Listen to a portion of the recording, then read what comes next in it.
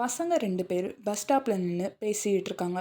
ஒரு பையன் பேரு ஜீவா. இன்னொரு பையன் பேரு சிவா. சிவாவுக்கு லவ் பண்ணி மேரேஜ் பண்ணணும்னு ரொம்ப ஆசை. ஆனா அவனுக்கு லவ் செட் ஆகவே இல்ல. இத பத்தி ஜீவாவும் சிவாவும் பேசிக்கிட்டு இருக்காங்க. சிவா ஜீவாட்ட லவ் எதுவுமே செட் ஆகவே மாட்டேங்குதுடா. கடுப்பா இருக்கு.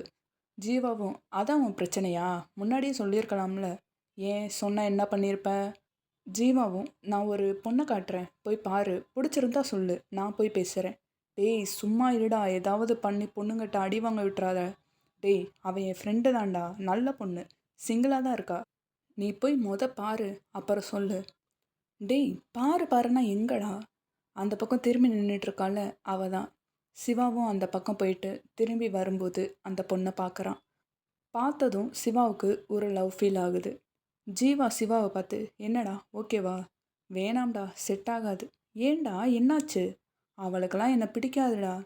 நீ இப்படி தான் ஏதாவது பேசுவ, இரு நானே சொல்கிறேன்.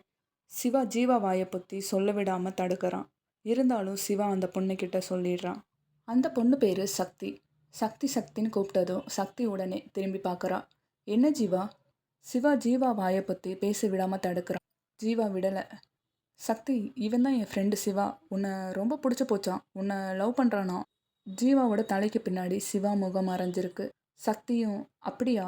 யார் உன் ஃப்ரெண்டு? மூஞ்சியை காட்ட சொல்லுன்னு சொன்னதும் சிவா அவன் முகத்தை காட்டுறான். ஜீவாவும் போய் பேசுடா நான் அங்கே வெயிட் பண்ணுறேன். சிவாவும் தயக்கத்தோட ஜீவாவை திரும்பி திரும்பி பார்த்துட்டே போகிறான். டேய் வேணாம்டா. ஜீவாவும் டேய் போடா போய் பேசுடான்னு சொல்கிறான்.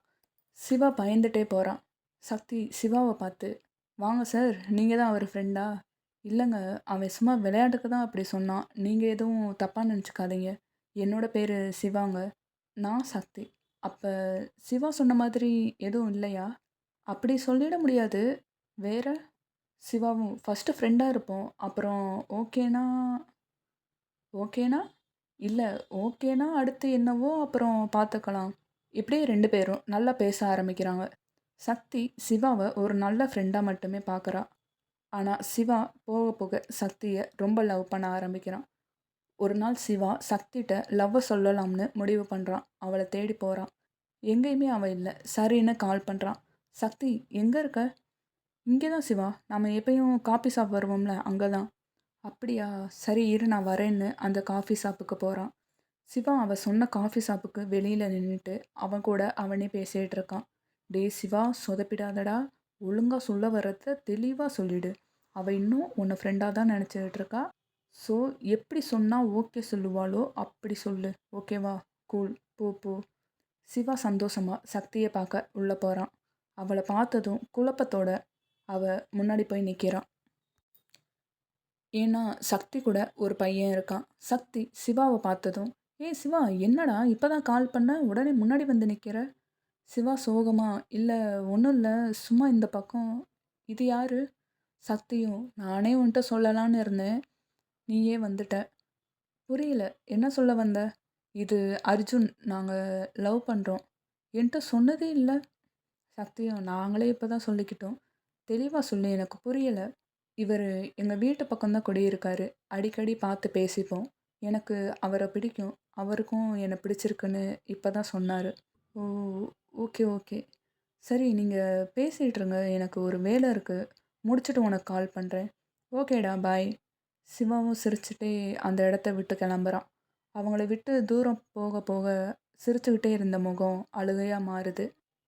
தனியாக பேசின மாதிரி மறுபடியும் தனியாக நின்று பேசிகிட்டு இருக்கான். சிவா வேணாம் அழுகாத விடு பார்த்துக்கலாம். நீ தானே அவளை லவ் பண்ண. அவள் உன்னை லவ் பண்ணுறேன்னு சொல்லவே இல்லையே. இப்போ என்ன? அவள் உன்னை லவ் பண்ணலை. அதுக்காக அப்படியே விட்டுருவியா? லவ் பண்ணி அவள் கூட இருக்கணும்னு நினச்ச. இப்போ ஃப்ரெண்டாக எப்பயுமே அவள் கூடவே இரு. அவ்வளவுதான். இப்படியே அவனுக்கு அவனே சமாதானப்படுத்துகிறான். அங்கேருந்து கிளம்புறான். வண்டியில் போயிட்டே அவள் கூட இருந்த நாளை நினச்சி பார்த்து ரொம்ப ஃபீல் பண்ணுறான். இந்த ஸ்டோரி உங்களுக்கு பிடிச்சிருந்தா லைக் பண்ணுங்கள், ஷேர் பண்ணுங்கள், கமெண்ட் பண்ணுங்கள். தேங்க்யூ.